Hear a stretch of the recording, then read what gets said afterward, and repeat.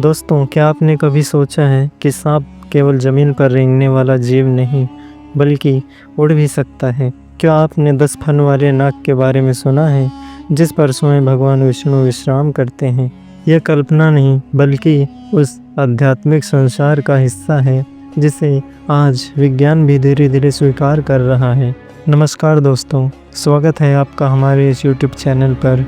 अगर आप हमारे इस चैनल पर नए हैं, तो हमारे चैनल को सब्सक्राइब अवश्य करें, क्योंकि हम ऐसे ही रहस्यमयी और रोमांच से भरी कहानियाँ लेकर आते रहते हैं। तो चलिए अपने इस रहस्य और रोमांच से भरी कहानी की शुरुआत करते हैं। दोस्तों, सांप धर्म, रहस्य और शक्ति का प्रतीक है।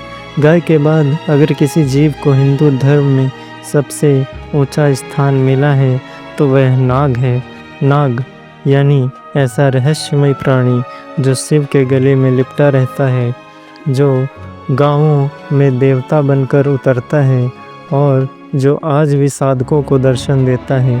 पुराणों के अनुसार कश्यप ऋषि की पत्नी क्रोधवशा से उत्पन्न हुए थे विषैले जीव नाग, बिच्छू और तक्षक। इन्हीं में जन्मा नागवंश, जिनके 5 प्रमुख कुल थे।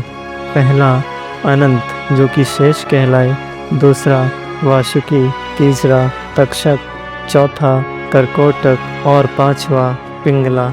इन नागों का प्रभाव भारत की प्राचीन सभ्यताओं में आज भी जीवित है। खासकर अनंत, शेष, जिनके 10 फन हैं, उन पर भगवान विष्णु का शायन दर्शाया गया है। यह केवल प्रतीक नहीं, यह ऊर्जा का मूल स्रोत है। इसके साथ ही इच्छाधारी नाग और मणिधारी नाग कल्पना नहीं, परंपरा है।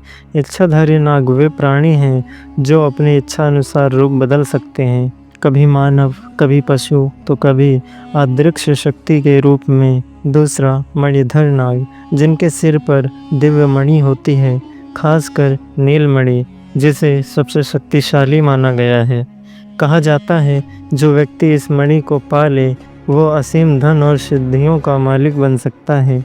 भारत की प्राचीन कथाओं में ऐसे नागों का उल्लेख बार बार होता है, जिन्हें मारने की कोशिश करने वालों को श्राप मिला या भयानक परिणाम भुगतना पड़ा। साथ ही उड़ने वाले नाग, क्या ये केवल पौराणिक कल्पना है? क्या नाग उड़ भी सकते हैं? पुराणों के अनुसार जब कोई नाग 100 वर्ष से ज़्यादा जीवित रहता है, तो उसे उड़ने की शक्ति प्राप्त होती है। वैज्ञानिक शोध कहते हैं कि दक्षिण एशिया के वर्षावनों में एक जाति के सांप पाए जाते हैं, क्रोसोपेलिया, जो पेड़ों के बीच उड़ने में सक्षम हैं। ये सांप हवा में ग्लाइड करते हैं और ये किसी चमत्कार से कम नहीं लगते। साथ ही 10 फन वाले नाग का वैज्ञानिक रहस्य क्या है? अब तक 2 फन और 5 फन वाले सांपों के अस्तित्व की पुष्टि हो चुकी है, लेकिन 10 फन वाला सांप यानी शेष नाग, वह आज भी एक रहस्य है। क्या वे धरती पर कभी थे या अब भी पाताल लोक में मौजूद हैं?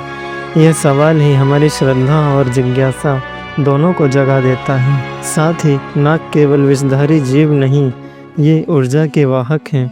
कुंडलिनी शक्ति, जो हमारे शरीर में छुपी शक्ति है, उसे भी सांप के रूप में दर्शाया गया है, जो जागृत होने पर आध्यात्मिक उन्नति का मार्ग खोलती है। नाग पंचमी, मनसा देवी, कालिया नाग और श्री कृष्ण का नाग नर्तन, इन सभी कथाओं के केंद्र में नाग है।